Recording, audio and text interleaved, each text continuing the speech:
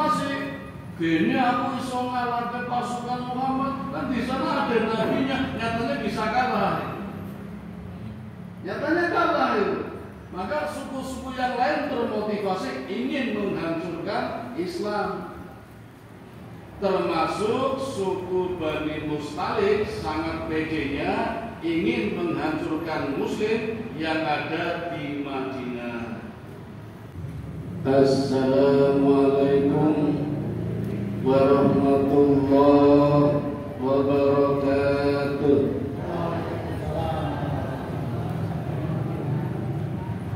Innal hamdalillah nahmaduhu wa nasta'inuhu wa nastaghfiruhu wa na'udzu billahi min syururi anfusina wa min sayyiati a'malina.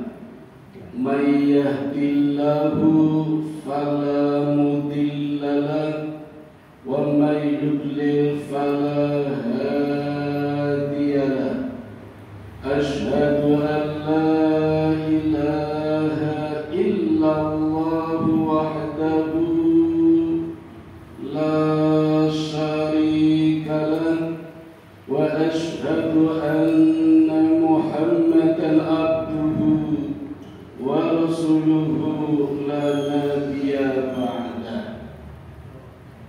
Bapak Ibu, saudara-saudara jamaah Obama, saya ganti khusus untuk pengajian saya, karena kalau obrolan malam Ahad itu negatif na obrolan, ganti ocean negatif, ganti omong-omong negatif, ganti Pabama, pengajian agama malam Ahad, khusus untuk pengajian saya.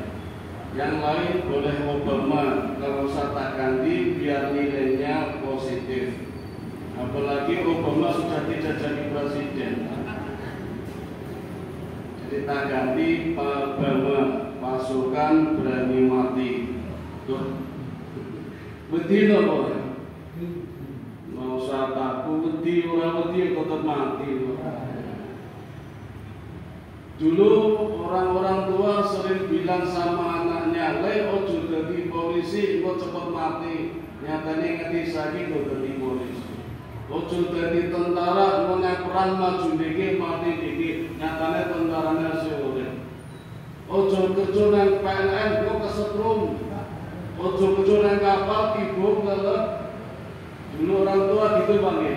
Nyatanya si urip. Sing nang omah mereka malah mati. Gempa ketika rumah. Jadi orang bijak ada betulnya Bapak Ibu. Jadikan duniamu di tanganmu, jadikan akhirat di hatimu, jadikan kematian di pelupuk matamu. Coba jawab nih yang keras nih bareng-bareng. Jadikan dunia di tanganmu, jadikan akhirat di hatimu, jadikan kematian di pelupuk matamu.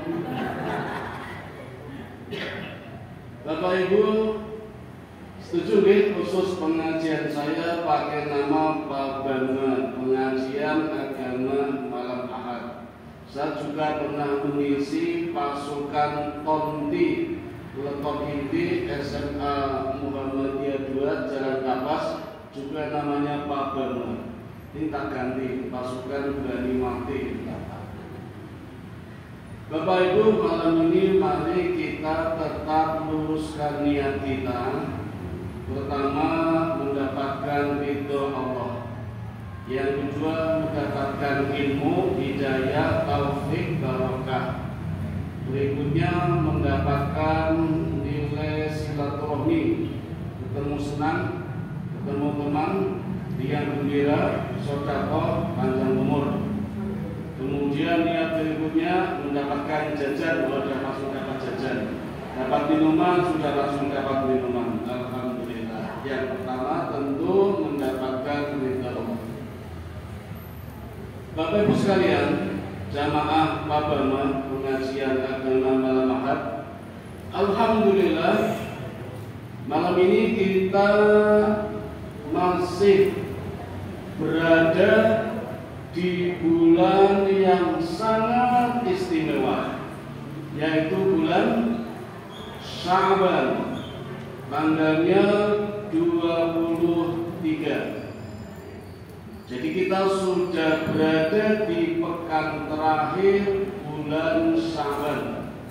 Pekan depan kita sudah bertemu dengan tamu agung kita bulan Ramadan. Sebelum berpisah dengan bulan yang sangat istimewa ini, izinkan saya menyampaikan latar belakang mengapa bulan Sya'ban disebut bulan yang sangat istimewa. Di antaranya karena di bulan Sya'ban banyak peristiwa penting bagi umat Islam yang terjadi di bulan Sya'ban. Pertama, terjadinya perang Bani Mustaliq. Sudah ada yang pernah menyampaikan Bapak Ibu? Belum ya? Saya sampaikan malam ini. Kalau sudah tak ganti. Perang Bani Mustaliq. Kalau menyebutnya sulit, tak buat gampang Mustaliq atau apa nih? Kalau menyebut Mustaliq sulit, Mustaliq itu aja. Disebut perang Bani Mustaliq karena pasukan yang dipimpin oleh Rasulullah SAW bertempur melawan musuh yang bernama Bani Mustaliq. Ini nama suku. Nama aslinya adalah seorang tokoh masyarakat terkemuka, namanya Jazimah bin Salah bin Amr bin Rabi'ah bin Harisah. Apa betul Bapak Ibu? Disingkat mohon dan gampang. Jazimah bin Salah. Salah itu Sa'ad, Amr, Rabi'ah, Harisah. Jadi Jazimah bin Salah. Jazimah itu nama perempuan Pak, tapi wong iki lanang karena pakai bin. Nama aslinya itu kemudian membuat suku namanya suku Bani Mustaliq, adalah satu bagian dari suku Khuza'ah yang lebih dulu ada sebelum Islam masuk ke Mekah. Maka sama dengan suku kafir Quraisy. Ketika Muhammad datang membawa Islam, suku Khuza'ah juga tidak senang, benci dengan Nabi Muhammad. Dan suku Khuza'ah ini sudah menjalin hubungan diplomasi, bahkan perdagangan dengan dua suku terbesar yang ada di Madinah, namanya suku Aus dan suku Khosrot. Suku Aus dan Khosrot ini Bapak Ibu selalu bertempur, bertarung sebelum Nabi Muhammad datang. Ada seorang tokoh masyarakat juga di Madinah yang bercita-cita ingin jadi nabi Pak. Pengen jadi nabi, kemudian berusaha menyatukan suku Aus dan suku Khosrot, tapi tidak pernah berhasil. Begitu Nabi Muhammad hijrah ke Madinah, Nabi Muhammad berhasil menyatukan suku Aus dengan suku Khosrot. Maka yang ditempatkan menjadi pemimpin di Madinah adalah Nabi Muhammad SAW. Orang yang tadi yang calon Nabi kecewa, mutung, terus memusuhi Nabi. Nah, dari sini Bapak Ibu latar belakang terjadinya perang Bani Mustaliq. Ada lagi latar belakang berikutnya, kekalahan pasukan Muslim di perang Uhud. kasih kalingan boten. 2 tahun yang lalu saya sudah menyampaikan terjadinya perang Uhud. Di fase kedua umat Islam kalah. Nah, kekalahan umat Islam inilah yang membuat pede suku-suku lain, termasuk suku Bani Mustalik yang ikut memobilisasi membantu Abu Sufyan memimpin pasukan kafir Quraisy memenangkan di perang Uhud. Jadi orang-orang Arab ketika itu Pak termotivasi, gini aku iso ngalahkan pasukan Muhammad, kan di sana ada nabinya, nyatanya bisa kalah. Nyatanya kalah itu. Maka suku-suku yang lain termotivasi ingin menghancurkan Islam. Termasuk suku Bani Mustalik sangat pedenya ingin menghancurkan Muslim yang ada di Madinah. Informasi ini terdengar oleh Nabi, tapi Nabi tidak gegabah langsung menyerang. Nabi mengatur strategi, mencari kebenaran dulu. Benar tidak informasi yang terjadi? Apakah Bani Mustalik benar-benar akan menyerang Madinah? Dan kalau benar-benar menggempur Madinah, Nabi sedikit khawatir karena Islam di Madinah baru saja berkembang. Maka Nabi menyelidiki, mengutus salah seorang sahabat bernama Buraidah bin Aslam. Sinten Pak? Buraidah bin Aslam, untuk mencari kebenaran informasi tersebut. Diutuslah Buraidah bin Aslam untuk menjalankan tugas yang sangat beresiko. Resikonya apa, Bu? Ya, di pantai ini masuk ke kubu lawan. Karena informasinya sudah menyebar dan sangat rahasia, maka kehadiran Buraidah bin Aslam di tengah-tengah kubu musuh tentu saja dicurigai. Siapa yang ditemuinya diam 1000 bahasa. Melihat Buraidah orang asing tidak banyak bicara, bahkan dicurigai. Oleh karena itu Buraidah bin Aslam nyamar Pak, pura-pura mencari pekerjaan menjadi pelayan, pembantu, dan diterima. Kebetulan yang menerima pimpinannya Bani Mustalik sendiri, namanya Haris bin Abu Dirar. Sinten Pak? Haris bin Abu Dirar. Kata Haris, kebetulan tugas saya banyak. Saya sering ke luar negeri, keliling ke negara-negara lain, Turki, Mesir, untuk mencari dana, bikin proposal. Maka saya serahkan kepada kamu, asisten saya, pembantu saya, mengurusi rumah tangga saya. Kalau kamu mau, aku tawarkan jadi pegawai tetap dengan gaji di atas UMR, ditambah 2 juta, tambah sertifikasi, tambah TPP, TPG, dan lain-lain. Dan jangan sana gitu Pak, kita tambahin. Buraidah nggak mau Pak, saya tak freelance saja biar sewaktu-waktu bisa keluar. Karena memang tugasnya mencari informasi. Setelah informasi didapat, sangat valid informasinya, dan Haris bin Abu Dirar sudah menyiapkan 6.000 pasukan lengkap dengan persenjataan. Buraidah segera pulang memberitahu Rasulullah.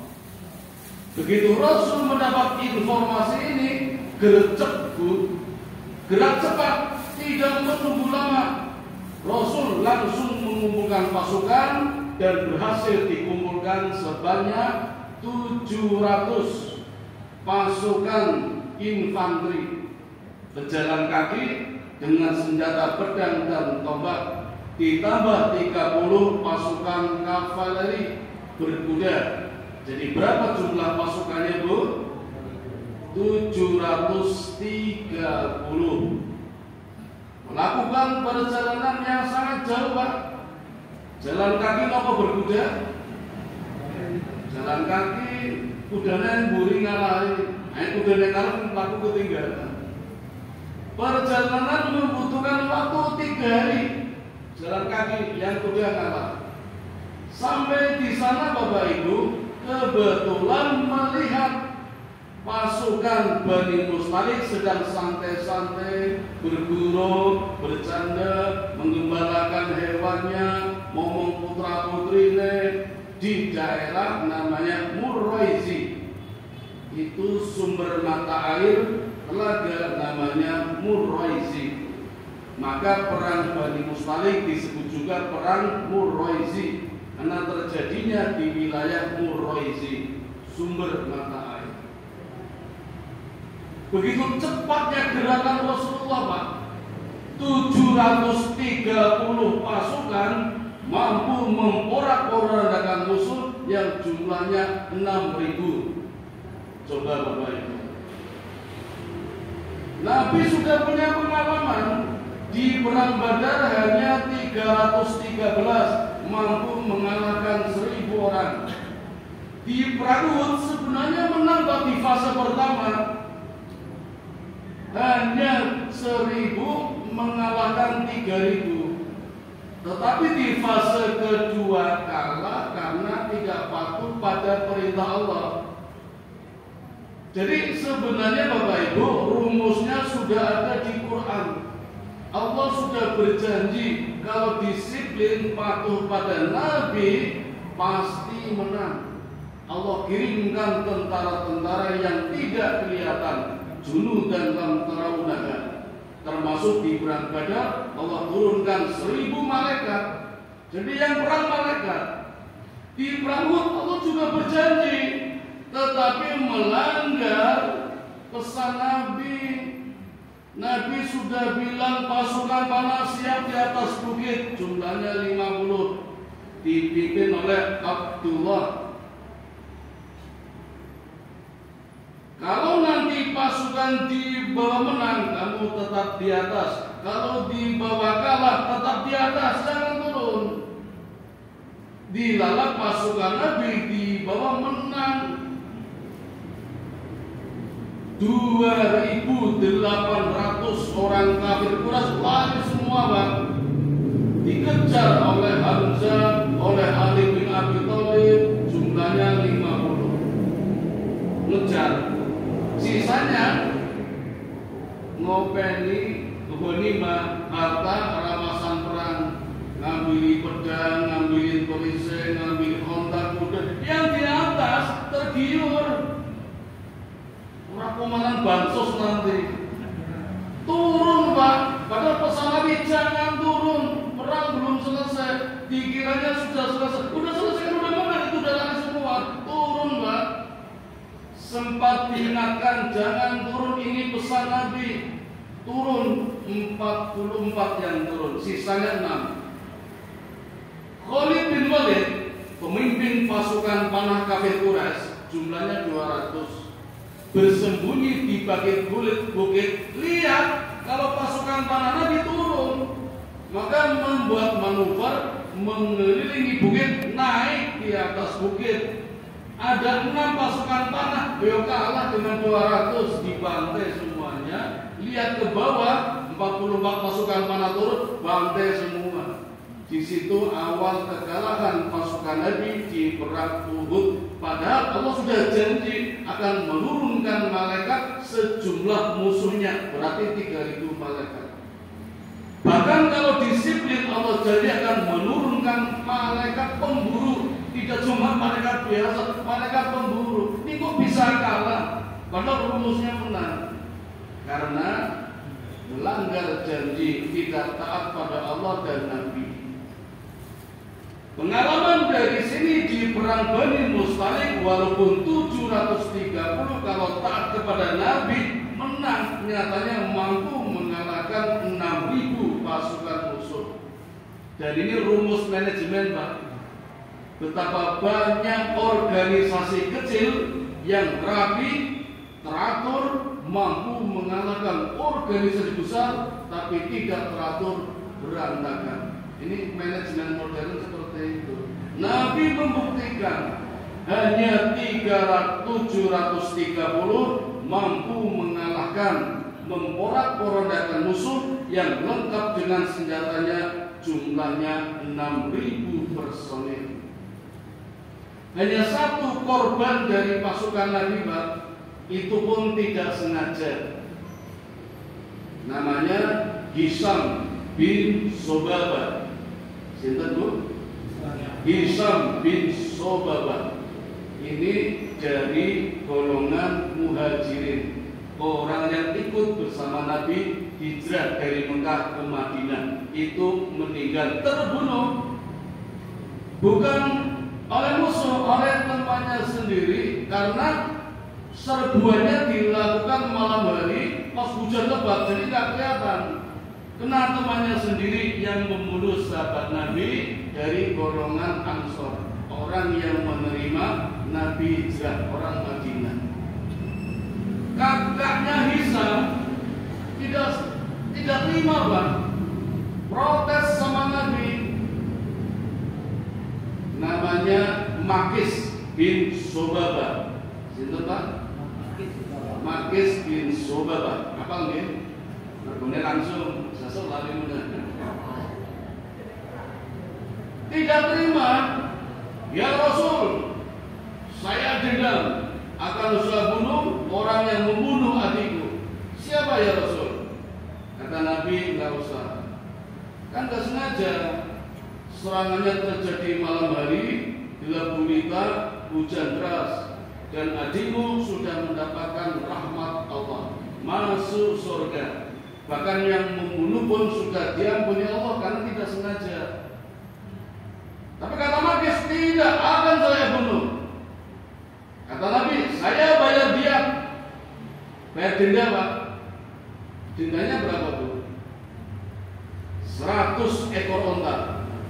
Ini tradisi orang Arab, Pak. Satu nyawa 100 ekor onta. Jadi jenengan kalau ke Mekah, Pak, bawa temannya kita ini sugih dadak jenengan 100 ekor onta.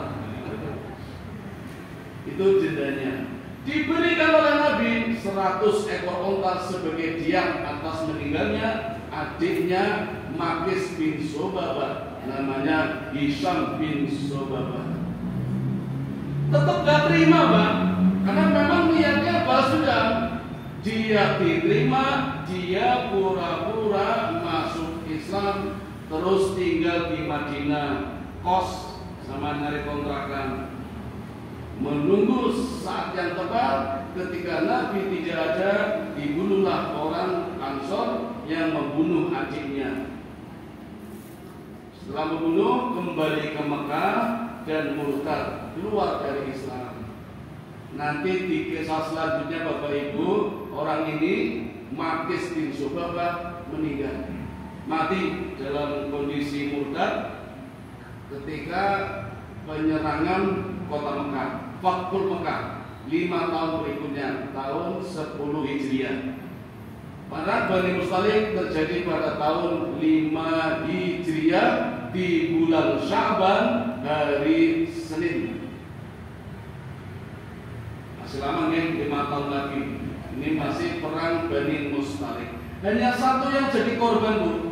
Sedangkan di kubu lawan yang meninggal 10 pria, yang menjadi tawanan 200 keluarga, masih mendapatkan 2.000 onta dan 5.000 domba. Dirupiahkan ke tiga. Yang menarik dari kisah ini, Bapak Ibu, dari 200 keluarga yang menjadi tawanan, ada satu tawanan perempuan, orangnya manis, murah senyum. Nonton dokter beri. Namanya Juwairiyah binti Haris bin Abu Diron. Anaknya pimpinannya, Pak. Pimpinan Bani Mustalik punya anak perempuan namanya Juwairiyah binti Haris bin Abu Dirah menjadi tawanan. Dan saat pembagian ghanimah, harta rampasan perang, siapa yang dapat domba, siapa yang dapat unta, siapa yang dapat wanita ini, yang dapat oleh Nabi diberikan kepada adiknya, pamannya Aisyah. Anggap nih, Aisyah punya paman, pamannya punya adik, namanya Qais bin Sabit. Itu mendapat ghanimah berupa wanita, Juwairiyah namanya. Wah, gelem banget, wayu, murah senyum, manis. Dapat wanita ini, namanya Qais bin Sabit.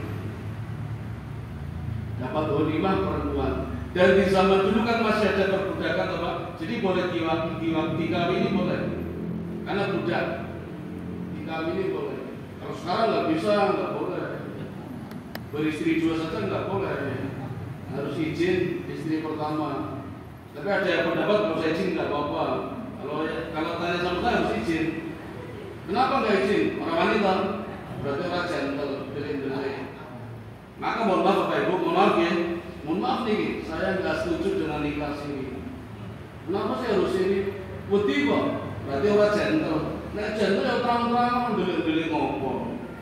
Itu kalau tanya saya. Nanti kalau tanya Ustadz Ishak beda lagi. Monggo jangan tanya saya.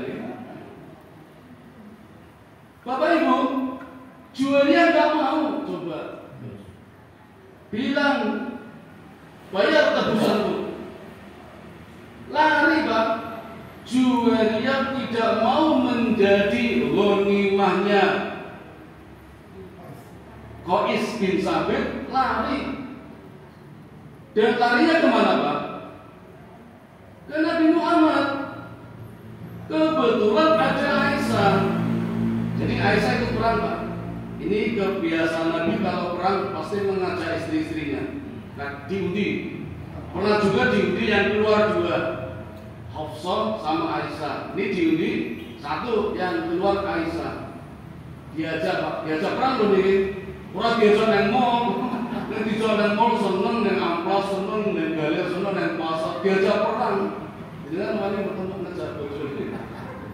Dijak perang, dijak mall seneng. Nah Juwairiyah lari, ketemu Aisyah.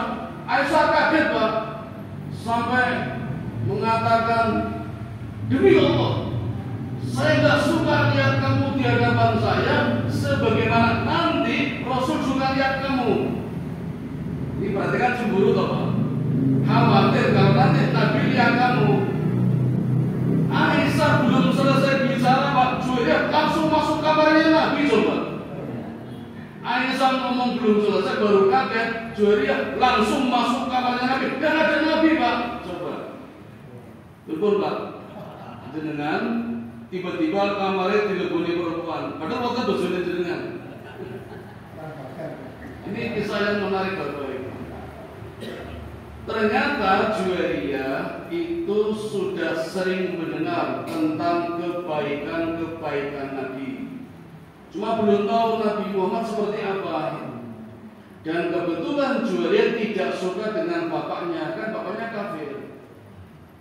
Jadi senang dengan Nabi Muhammad, pengen tahu orangnya seperti apa. Maka begitu ketemu, ya Rasul, tebuslah aku.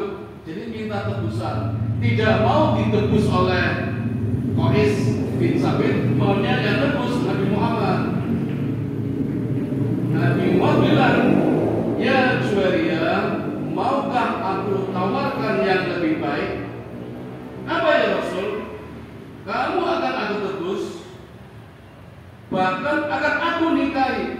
Ditawari Nabi Pak, mau nggak nikah sama aku, kata Nabi. Ya mau saja. Akhirnya dinikahi Nabi, ijab kabul di tempat Aisyah Pak. Coba. Ini betul jenengan Pak. Ijab balik yang ngarepe gawane jenengan. Paling ono piring mabur terusin mabur. Dalam berbagai riwayat hadis, Aisyah radhiyallahu anha tidak sedikit pun punya rasa cemburu dan tidak marah. Nggak marah, Pak. Luar biasa ini. Maka kalau saya boleh mengatakan, Aisyah adalah wanita tangguh, ikhlasnya tinggi dan luar biasa ini. Melihat di depannya Nabi suaminya ijab kabul dengan Juwairiyah, anak pimpinan lawannya. Bahkan Bapak Ibu, di sepanjang perjalanan pulang, Aisyah memberikan banyak pelajaran kepada Juwairiyah, ngajari madunya, gini loh cara melayani Nabi, cerita tentang kebaikan-kebaikan Nabi. Nabi nggak suka begini, sukanya gini, boten lagi. Boten sakit, nek ora wani aja ndak malah berantakan. Iki Nabi kok pilihan Allah nggak main-main. Nah, akhirnya Juwairiyah masuk Islam, menjadi istri Nabi. Dan apa yang dikatakan Aisyah, Bapak Ibu, perhatikan, Aisyah mengatakan tidak ada wanita yang banyak memberikan keberkahan selain Juwairiyah binti Haris bin Abu Dirah. Coba, Aisyah yang dimadu ngalem madunya, kan jarang Bapak. Kebanyakan istri pertama nusuk, kalau istri kedua ini Aisyah ngalem memuji-muji dengan kalimat tidak ada istri yang paling banyak memberikan keberkahan selain Juwairiyah binti Haris bin Abu Dirah. Apa keberkahannya? Bapak Ibu, setelah pernikahan dengan Juwairiyah, Nabi membebaskan 200 keluarga sebagai tahanannya. Bahkan dikabarkan 6.000 pasukan Bani Mustalik seluruhnya masuk Islam berkat pernikahannya dengan Juwairiyah. Inilah keberkahan terbesar. Maka Aisyah pantas sekali mengatakan kalimat seperti itu. Ini kisah yang menarik Bapak Ibu. Lanjut ya. Ini kan baru bagi-bagi ghanimah Juwairiyah. Nah, pertumpahan darah pun hampir terjadi antara dua suku. Sama-sama dari Madinah, Ansor, yang satu Muhajirin. Diadu. Siapa yang menyulut? Siapa lagi kalau bukan tokoh munafik yang tadi calon Nabi? Namanya siapa Bapak Ibu? Saya tadi belum menyebutkan. Abdullah bin Ubay bin Salul. Ini tokoh munafik, Pak. Tokoh munafik, musuh Nabi. Mau jadi Nabi nggak jadi, mau jadi presiden Madinah nggak jadi, memusuhi Nabi, tapi orang munafik. Namanya Abdullah bin Ubay bin Salul. Jadi jangan kaget ya, ada orang munafik namanya Abdullah. Yang kula wonten ketua dewan gereja namanya Muhammad Imam Tauhid. Sekretaris dewan gereja namanya Ismail Ishak. Dua nabi coba. Ini kan boten tahun 1985. Pulau kelas 5 SD. Siapa nama menteri pendidikannya? Daud Yusuf. Nabi semua, tapi non muslim. Kudune pun rampung kelas 6 tambah 1 semester. Jadi kelas 5 1,5 tahun. Kalian boten. Tahun 85 itu menteri pendidikannya. Ini foto sing wingi. Niku sing non muslim ketoke bojone niku. Sing wingi bukan yang ini, yang kemarin diganti. Sing kemarin online itu. Hampir terjadi pertumpahan darah gara-gara ucapan Abdullah bin Ubay bin Salul, tokoh orang munafik. Manas-manasi dengan kalimat yang sangat kasar. Nah, punten nggih, dia mengatakan begini, gemukan anjing-anjingmu. Ini kan bukan jelas kalimatnya. Siapa yang menggemukkan, siapa anjingnya.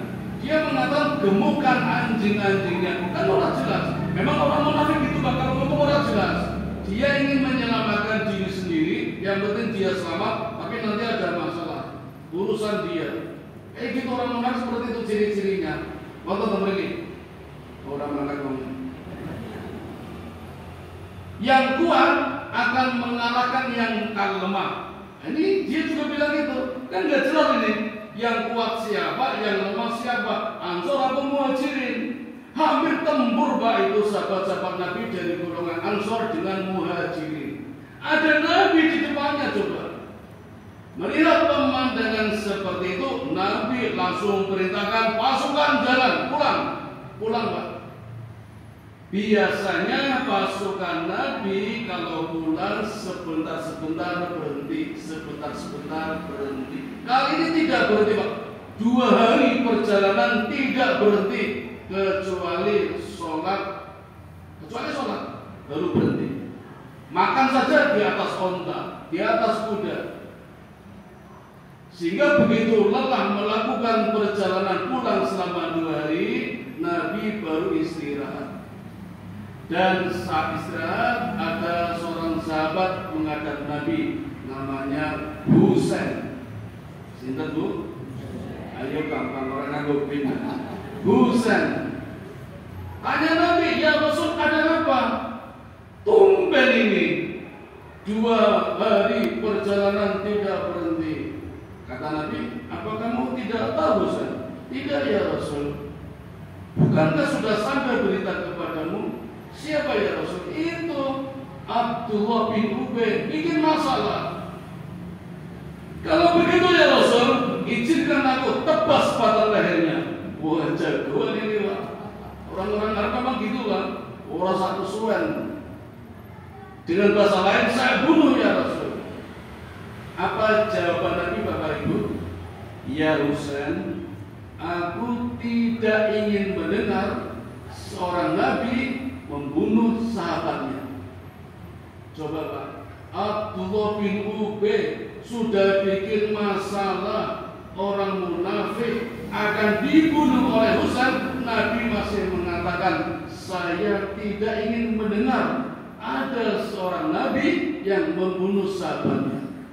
Itu hebat sekali itu Nabi Pak. Nah, coba nih presidennya bukan Nabi, ngamuk setelah kabeh. Nabi tidak marah, tapi Nabi mengambil kebijakan mengalihkan dan menyibukkan biarkan terjadi pertumpahan darah. Ini saja belum selesai Pak, belum selesai ini. Perjalanan tinggal 1 hari, tinggal satu hari Nabi istirahat. Kan udah dekat sebenarnya, Madinah udah dekat, tapi masih 1 hari lagi. Ketika Nabi istirahat, tiba-tiba istri Nabi yang bernama Aisyah. Jadi Nabi pulang kan membawa 2 istri di onta yang berbeda. Ontanya di atasnya, di bulunya itu dibikin kayak rumah-rumahan Pak. Namanya sekedut, kayak keranda itu. Nah, pas berhenti, Aisyah turun. Ada panggilan alam, buang hajat, cari WC umum, tapi nggak ada. Adanya di padang pasir jauh. Sahabat lihat, oh istri Nabi turun. Nabi di depan Pak, jadi nggak lihat. Aisyah di belakang sendiri malah turun. Setelah kembali, sahabat juga lihat, oh Aisyah sudah naik. Tetapi Aisyah turun lagi karena kalung yang dipakainya hilang. Pas diraba-raba orang kalungnya. Ini kalung mahal Pak, namanya Merjan Difar. Nama kalungnya Aisyah namanya Merjan Difar, Marjan Difar. Marjan itu apa? Sirup? Bukan. Ini kok merek marjan.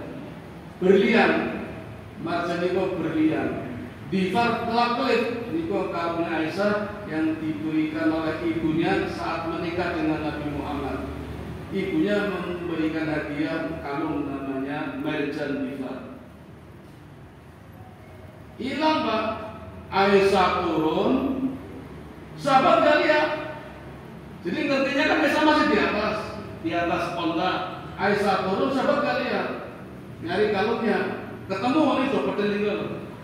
Aisyah kembali lagi, sudah jalan pasukannya, udah hilang itu loh, Pak. Sahabat nggak lihat.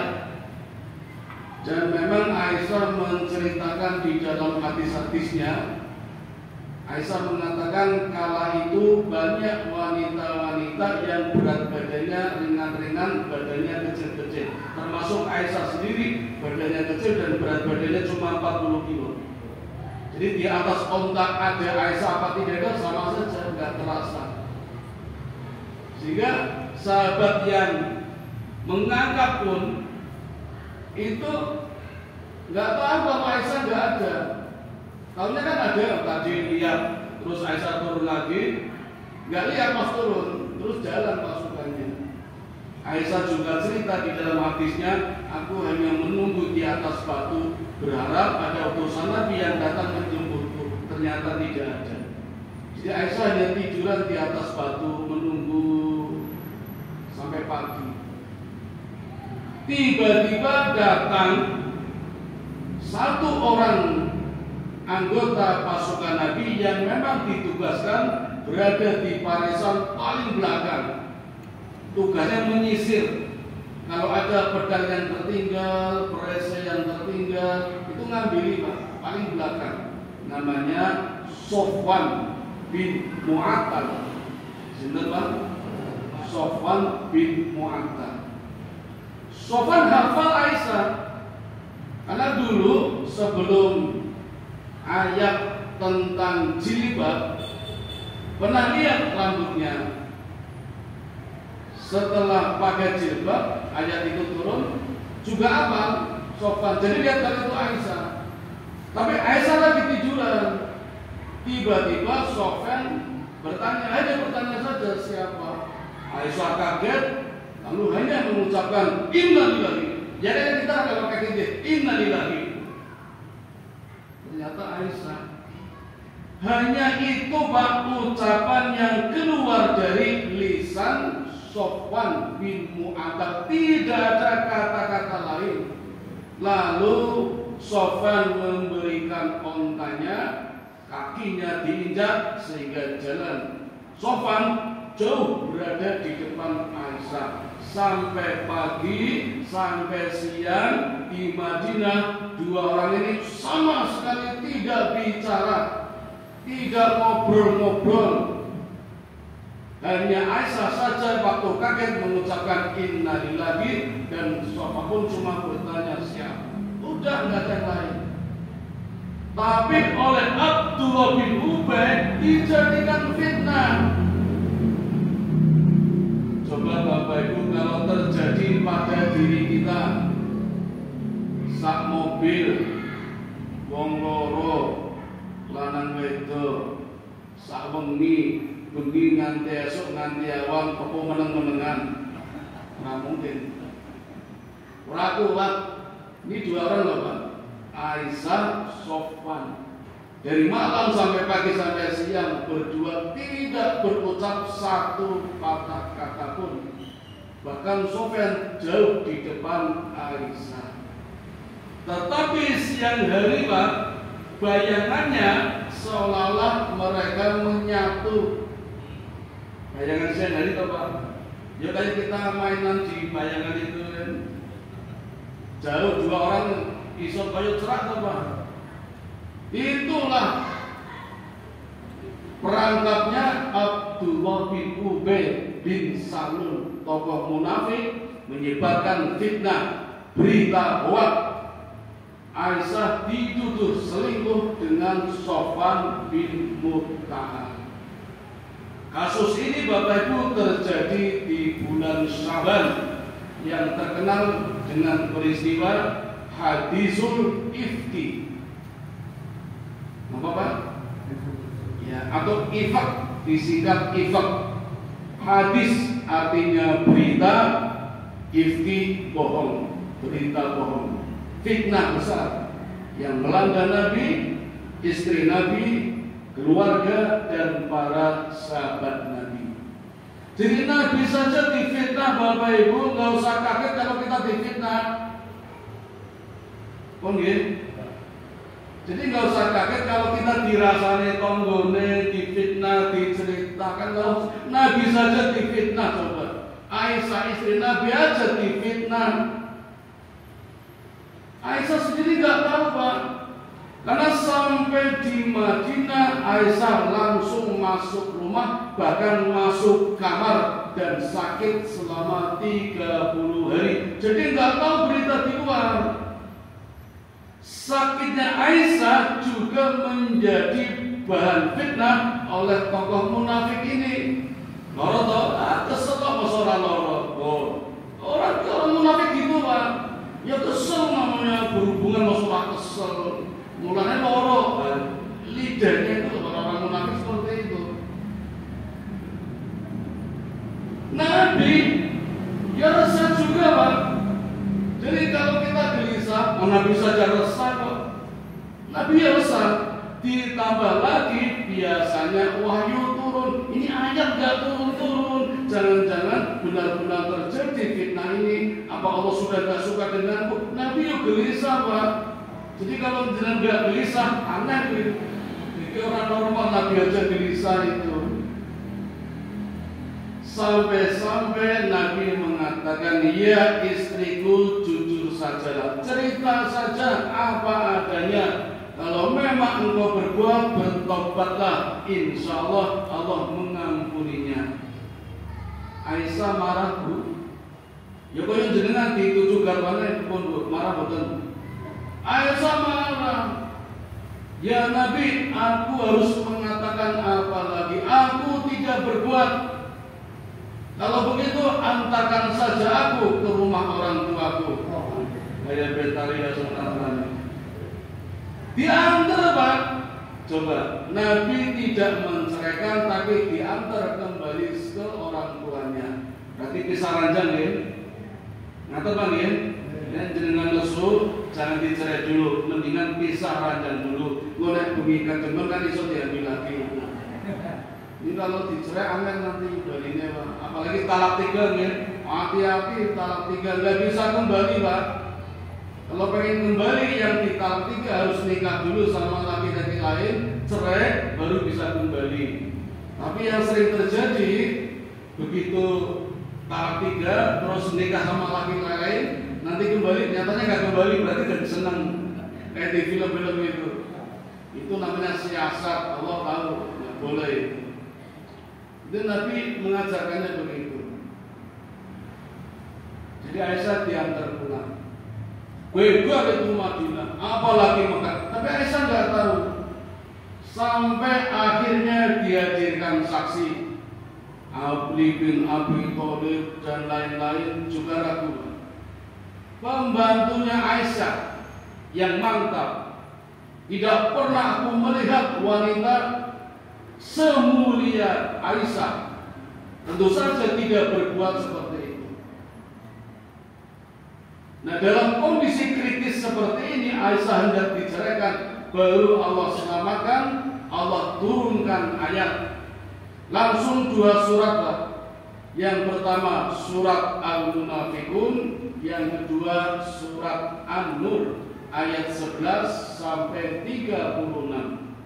Panjang ayatnya Pak, tapi intinya musibah seperti ini kata Allah, wahai Muhammad, ini bukan keburukan, ini bukan kejelekan, tetapi baik bagi kamu. Aneh Bu, fitnah besar kata Allah, ini baik bagimu ya Muhammad. Baiknya di mana Pak?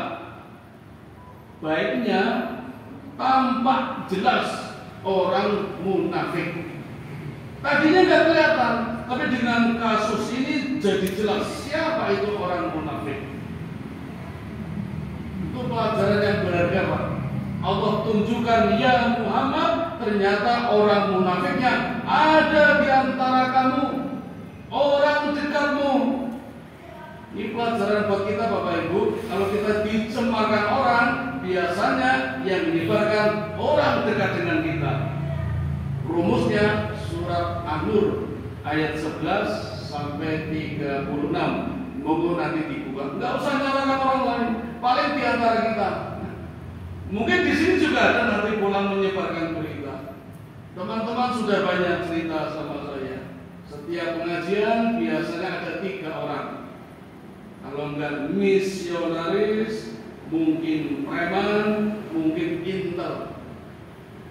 Ya monggo, tak serahkan teman saya yang di EJG. Saya tugasnya cuma ceramah aja, nanti tinggal lapor saya. 5 orangnya. Di mana-mana begitu. Jadi tetangga kita pun ada.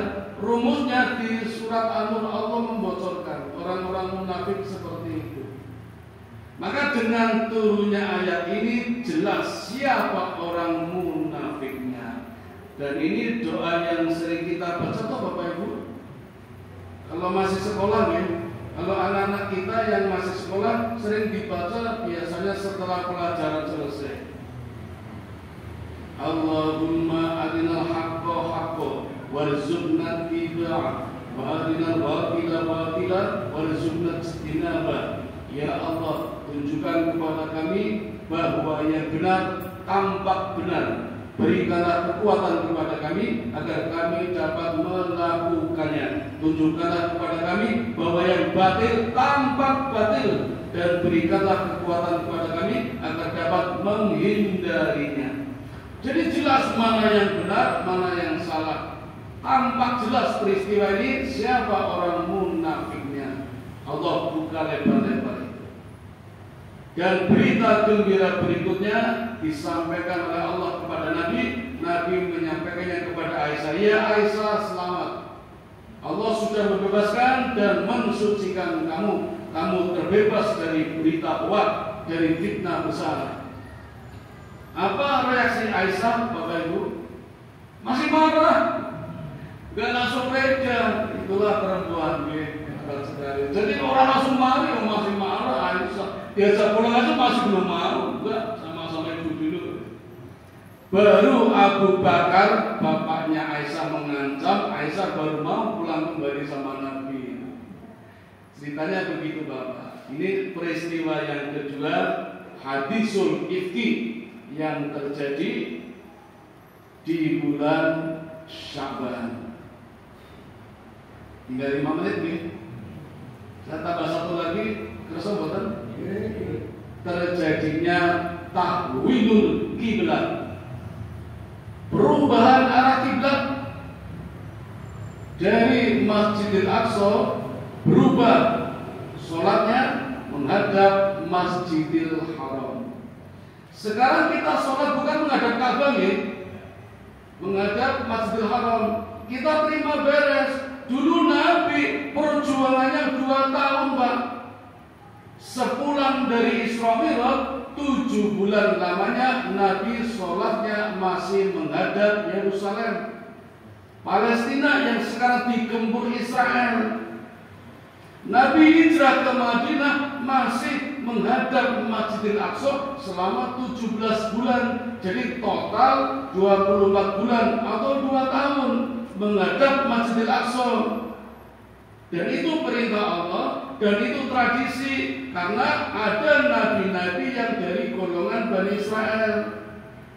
Padahal tempat ibadah yang pertama kali dibangun adalah Ka'bah yang ada di Masjidil Haram, tapi kiblatnya Masjidil Aqsa. Walaupun Nabi sholat menghadap Masjidil Aqsa, Nabi merasa nggak serba, nggak mantap. Apalagi Masjidil Aqsa ketika itu sering dijadikan kuil Zahra, tempat menyembah dewa Venus, yang sebelum sesembahan dimulai disebarkan minyak wangi. Di sampingnya ada tembok ratapan, dan di tembok itulah orang membentur-benturkan kepalanya minta ampun. Nabi gak suka pemandangan seperti itu. Tapi Nabi gak bilang sama Allah. Nabi cuma cerita sama malaikat Jibril, gini. Jibril bilang, ya Muhammad, minta saja kepada Allah langsung, gak usah cerita sama saya. Nabi bilang, ya Jibril, aku tahu. Walaupun aku tidak minta langsung, Allah pasti memberikan keinginanku. Dan itu terbukti setelah 2 tahun Nabi menunggu. Nabi kangen sholat, pengen menghadap Ka'bah. Jadi selama 2 tahun Bapak Ibu, Nabi sholatnya menghadap ke langit gini-gini. Ya kayak caci nih, kayak anak kita pada sholat kan gini. Nabi gitu Pak 2 tahun. Nanti dibuka deh surat Al-Baqarah, surat yang kedua ayat 144. Allah lihat Nabi kalau sholat menghadap langit karena nggak pantas menghadap Masjidil Aqsa. Allah penuhi itu permintaan Nabi walaupun tidak minta langsung.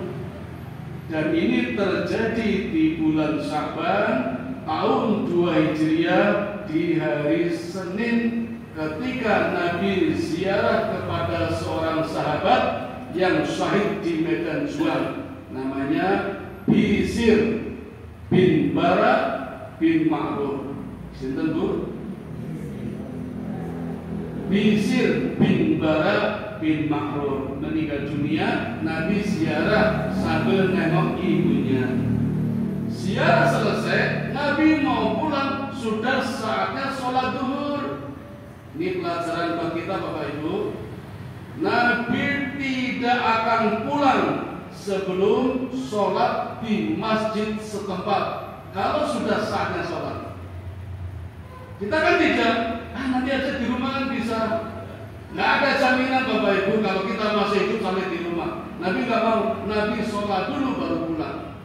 Sama dengan pemergian, Nabi kalau mau pergi, bertamu, ziarah, silaturahmi, kemana, sudah saatnya sholat, Nabi sholat dulu. Kita kan, nanti di sana kan bisa, nggak ada jaminan kalau masih hidup. Nabi nggak mau sholat dulu. Nah, ketika sholat duhur, baru 2 rakaat Pak, Nabi menghadap Masjidil Aqsa ke utara, turun ayat ini. Maka begitu ayat ini turun, rakaat ketiga dan 4, Nabi membalikan badan 180 derajat, sholatnya menghadap selatan ke Masjidil Haram. Ini terjadinya hari Senin, tanggalnya tidak pasti, tahun 2 Hijriah di bulan Sya'ban di Masjid Bani Salamah. Disebut Masjid Bani Salamah karena bekas rumahnya Bani Salamah. Dibangun masjid oleh seorang sahabat namanya Sawad bin Ghanam bin Ka'ab. Sinten Pak? Sawad bin Ghanam bin Ka'ab. Di masa Khalifah Umar bin Khattab sempat dibuka, tapi tetap meninggalkan cagar budayanya. Kubahnya 2, kiblatnya 2, menaranya 2, mihrabnya 2. Maka disebut Masjid Kiblatain, Masjid 2 kiblat. Yang kiblat 1 menghadap Masjidil Haram, yang 1 Masjidil Aqsa. Menaranya 2, yang 1 milik Masjidil Haram, yang 1 milik Masjidil Aqsa. Tapi ada besi yang menghubungkan sebagai transisi perpindahan arah kiblat. Mihrabnya dipugar yang Masjidil Aqsa. Tinggal 1 ini mihrab, tempat imam namanya mihrab. Tinggal 1 yang Masjidil Haram. Yang Masjidil Aqsa sama Umar dibongkar biar tidak dipakai orang-orang Israel, tapi diberi tanda kalau ini dulu pernah menjadi kiblat. Nah, monggo Bapak Ibu kalau tidak haji, tidak umroh, mampir di Masjid Kiblatain. Jangan lupa mengajak saya. Mau cerita apa dulu? Oke, 9 lebih ini yang dapat saya sampaikan. 3 peristiwa penting yang terjadi di bulan Sya'ban yang menambah keistimewaan bulan Sya'ban. Dan masih banyak lagi kenapa bulan Sya'ban disebut bulan yang sangat istimewa walaupun tidak termasuk dalam Ashurul Hurum, 4 bulan yang dimuliakan. Dzulqa'dah, Dzulhijjah, Muharram, Rajab. Tapi Sya'ban disebut bulan yang sangat istimewa karena berada di antara bulan Rajab dan bulan Ramadan. Insya Allah pekan depan, malam Sabtu depan kita sudah tarawih kalau tidak dirubah oleh pimpinan kita. Makatan Bapak Ibu yang dapat kami sampaikan, mohon maaf kalau ada kekeliruannya, mudah-mudahan ada manfaatnya. Kami kembalikan kepada pembawa acara. Assalamualaikum warahmatullahi wabarakatuh.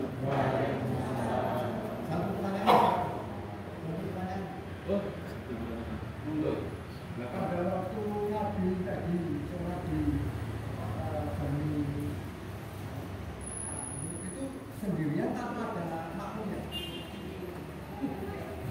Pertanyaan yang bagus Bapak Ibu, pas perubahan arah kiblat Nabi sendirian atau jamak itu pertanyaan saya Pak.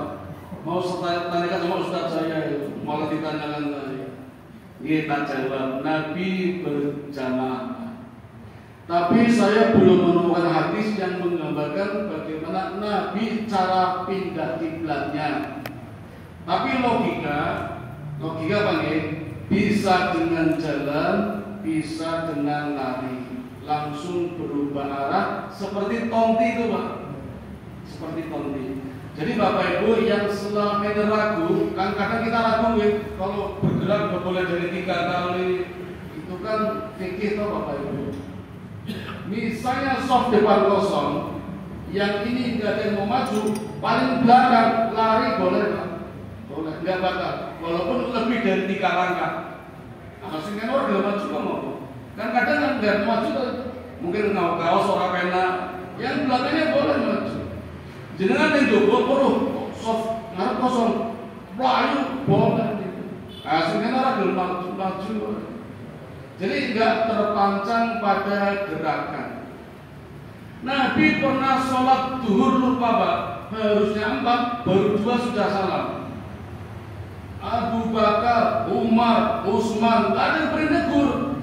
Yang negur malah preman dari belakang, muslim, preman muslim, namanya Kuliyadain, itu malah negur. Ya Rasul, baru 2, kurang 2. Nabi jawab Pak, aku lali, aku kalingan. Sholat Bapak, batal betul. Nyatanya nggak batal. Nabi langsung berdiri nambahin 2. Jadi nggak ngulang dari depan, tinggal nambahin 2. Ini pasal Pak. Jadi nggak apa-apa, nggak apa-apa. Nah, Tadi ada sujud sawi nggak? enggak. Kemungkinan belum ada syariat turun tentang sujud sawi, kemungkinan. Kalaupun turun, enggak juga enggak apa-apa. Kan sunat juga ya. Saya belum menemukan hadisnya. Nanti kalau nemu tak sampaikan. Tapi ini tanggung mau habis bulan Sabannya, udah ganti materi lagi. Nanti nih Pak Sari. Sebenarnya hadisnya banyak, tapi belum membahas yang ini. Bahasnya ada yang turun ketika Nabi ruku, ada yang turun ketika iktidal gitu. Tapi yang menurut saya paling kuat sudah 2 rakaat, maka 3 menghadap ke selatan. Bapak Ibu, utara selatan hanya monumental ya. Maksudnya dimanapun kita berada arahnya kiblat. Jadi nggak mikir barat, timur, selatan, utara. Pas kita di kereta, di kapal, di pesawat itu arahnya kiblat. Orang saya mikir barat di kulon di. Dengan Surabaya kereta rengetan arahnya kiblat kata mawon. Nabi sering sholat di onta, sering sholat di atas kuda. Kalau sunnah, Nabi kalau sholat wajib di masjid. Tapi kalau sunnah sering di atas onta, sering di atas kuda, itu kalau sunnah. Jadi kita di kendaraan boleh sholat menghadap kemana, yang penting hatinya kiblat. Ini kan kalau kita di kendaraan biasanya wajib kan ya. Mas sunnah malah tak tahu. Sampun, wonten malih nggak ada.